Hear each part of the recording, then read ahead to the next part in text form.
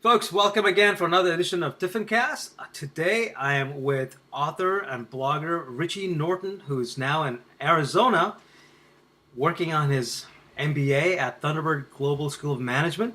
He's written a Yep. book called The Power of Starting Something Stupid: How to Crush Fear, Make Dreams Happen, and Live Without Regret. And I got to tell you, this is a book that was recommended by a mutual friend of ours, Josh Solar, and Josh is a phenomenal guy, very very generous, always giving. And he said, Yeah. "Hey, you got to check out this book." And I said, "Well, yeah, I'd love to check it out because you're recommending it, but I want to know more about it." And then he said, "You know what? You should just talk to Richie." I said, "Yeah, let's do this." So, And here we are. Hey, Richie, welcome and thank you so much for making the time. I know you're at an MBA program and it's no joke. It's a lot of work, I'm sure. But Yeah. today I wanted to talk to you about your book. Tell me a little bit about it. I just got it a couple of days ago, as I said, so I don't know a whole lot about it, but I'm very very curious to know more. So tell us. Yeah. Well, cool. Well, first, thanks for having me on. I really appreciate it. You're awesome. It it means a lot. So I'm really excited to be doing this. But yeah, I wrote this book. It's called The Power of Starting Something Stupid. And I basically say that stupid is the smartest thing you can do. I actually spent about 6 years researching this topic and also interviewing hundreds of different people to come up with the conclusions that I do in the book. And after a lot of research and over time, some different things happened, which we can talk about. But basically, I learned that some of the greatest successes that have ever happened in our history, both in business and in some of personal development type of uh, of things, came from people that had these so-called stupid ideas. Where at one point they may have been told they were crazy or stupid or foolish, but those same things turned out to be um, some of the greatest innovations, some of the most creative, some of the most disruptive, but counterintuitive and productive things that have happened in society. And so I go through that in the book and help people discover their own stupid idea, which actually ends up being your most meaningful opportunity. That's great. When it comes down to it, though, we all have ideas. We all have ideas that, uh, you know, I'll give you an example. I have an idea right now. Okay. Okay. Okay. And Good. it's an idea that's been uh, in me for some time. I'm starting to work it out with a mentor of mine based in Chicago, Eric O'Connor, who's a photographer.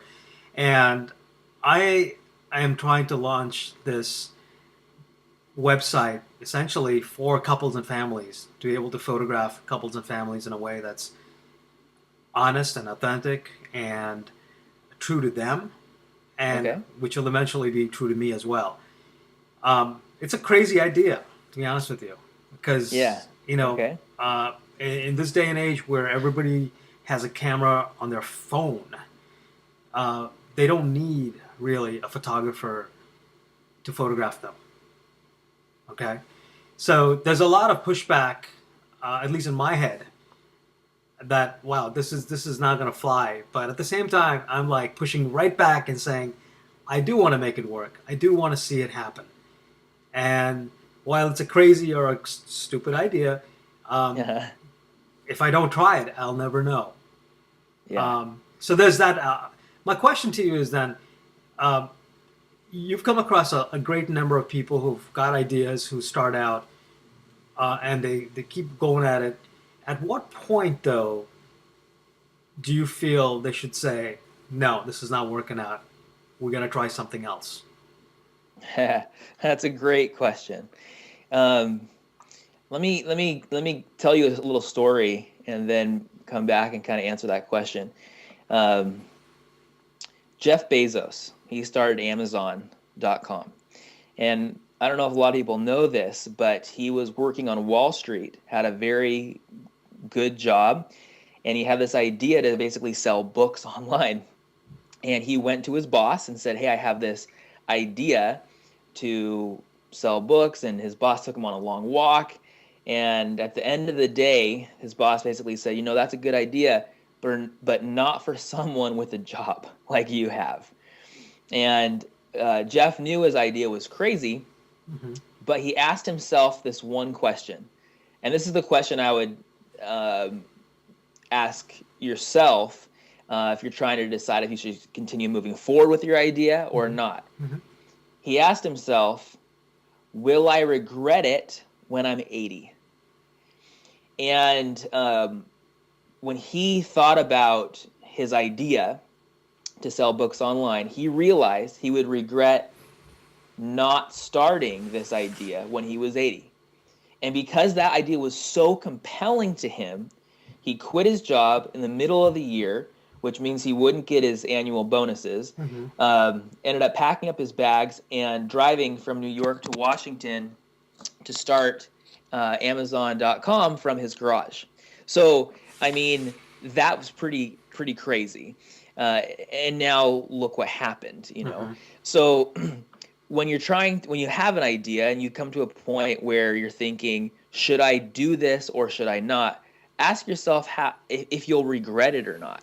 If it's something you're going to really regret not trying, like you're going to wonder your whole life, I wonder if this would have worked, then maybe you should keep pushing forward.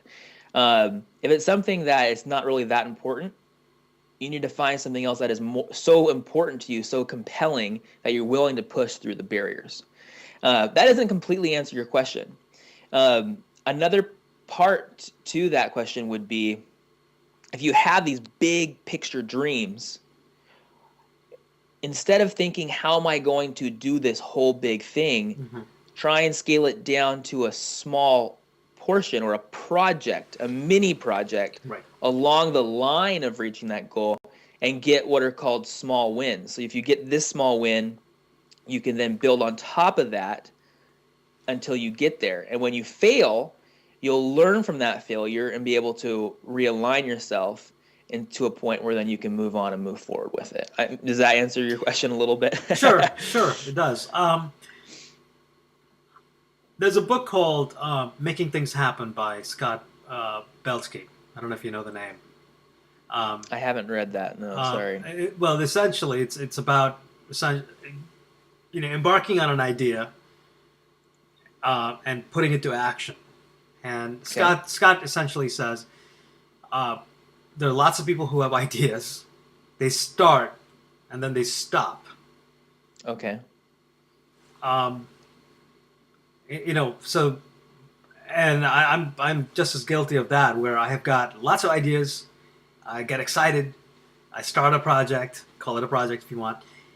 Sure. And then the momentum goes for about, 20 days, and then it just drops right off. Right. Do you address that in your book as well? Do you say, hey, this is how we can combat that? I talk about it in terms of why we stop those projects. And I think some people might just be addicted to the rush of starting something. Mm-hmm. And so then they stop it when that rush is gone. But if it's a meaningful idea, something that you would regret when you're 80 not doing, going back to that idea, Mm-hmm. that thought won't stop pressing on your mind. It won't be just one of those, I need to start a project. It's, I need to do something that's important to my life and that can influence the world for good. So when you're talking about something like that, a lot of people stop doing what they really want to do because of three things. Time, they don't think they have enough time. Mm-hmm. Education or experience, they don't think they have enough education or experience. Mm-hmm. Or money. Mm-hmm. They don't think they have enough money. Mm-hmm. And I call that the TEM gap, T-E-M, the time, education, money gap. Mm-hmm. But you have to push through that.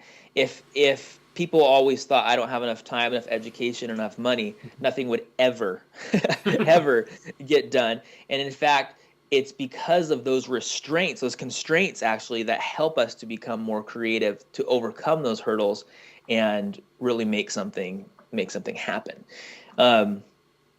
So another question you might ask would be, so if I stop a project I already started, what do I do to keep going, Mm-hmm. right? Mm-hmm. And you have to figure out why you stopped. Is it because of those three things, or is it because of motivation?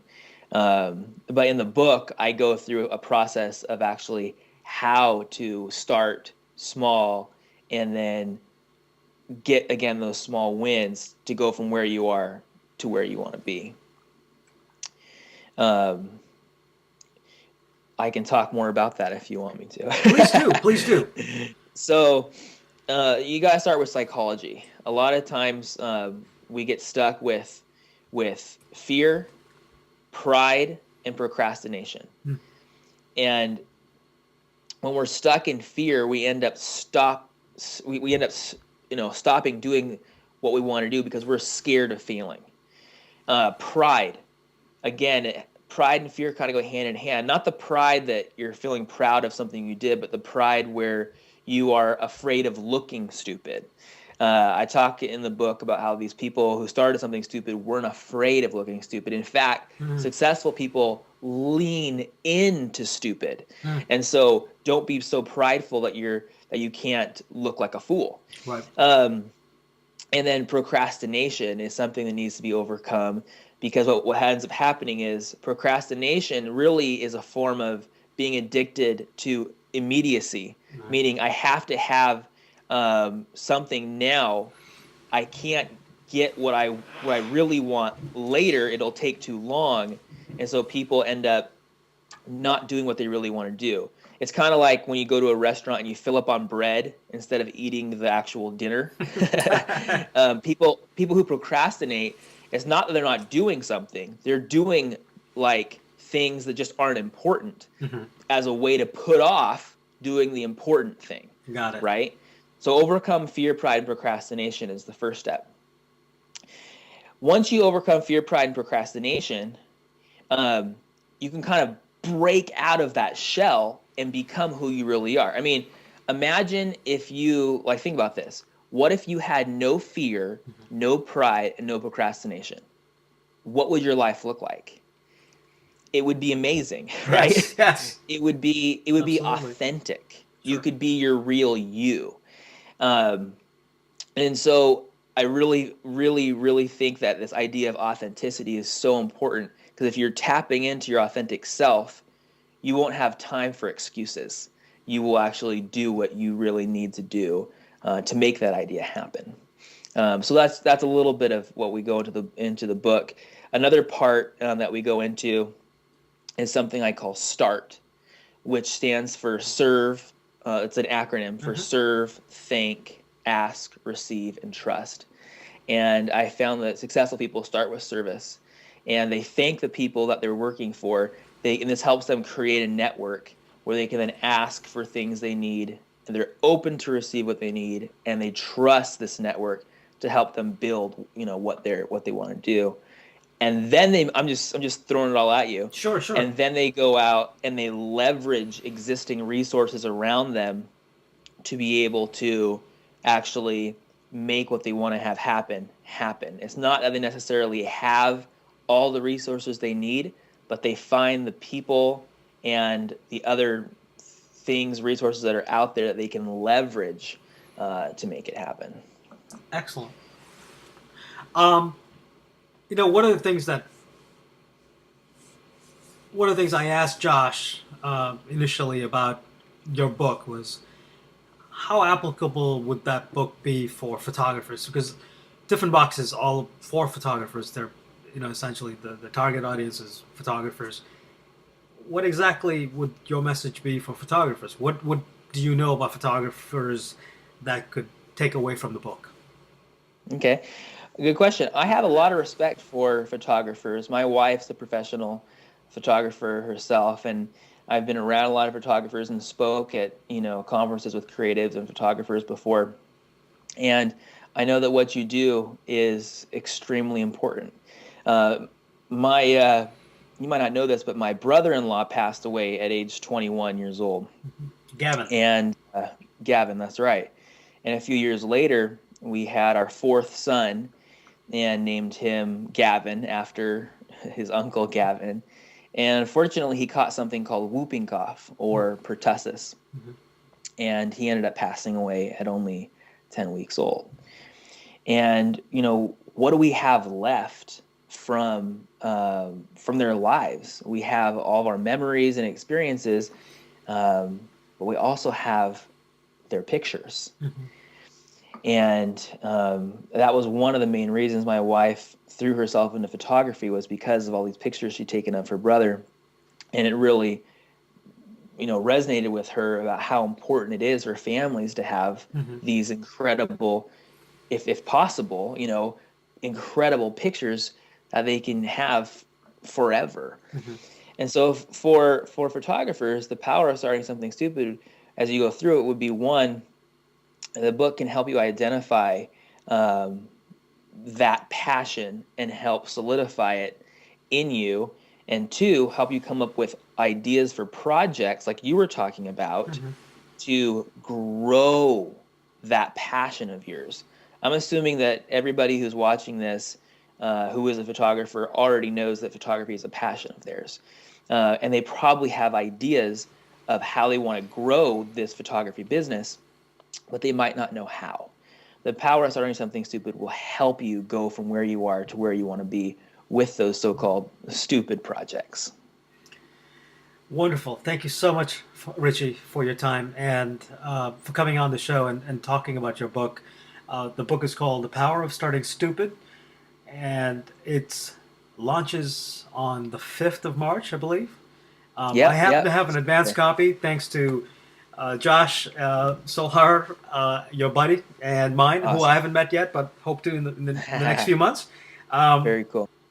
this is a book that I can't wait to get into uh, because of its message, because of its purpose, I guess. Really, because I think I'm at a point in time where I've tried many things and I've failed. I've tried uh, things within the photography field that I feel like I've given it my best shot. I was passionate about it, but I've come to a point where I am pivoting to a different thing. A different thing where it's more defined by me rather than Right. defined by the market, which hopefully will be the change that I'm looking for in my future as well. So, um, thanks again for your Well, time, that's great. Richie. That's great. Yeah, thank you. I'd love to talk to you more about your projects, and good luck with that. And I really appreciate your time and having me on your show. You're awesome, man. Thanks a lot, Richie. Appreciate it. All right. Take care. Thank Bye. you. We'll see you. Bye-bye.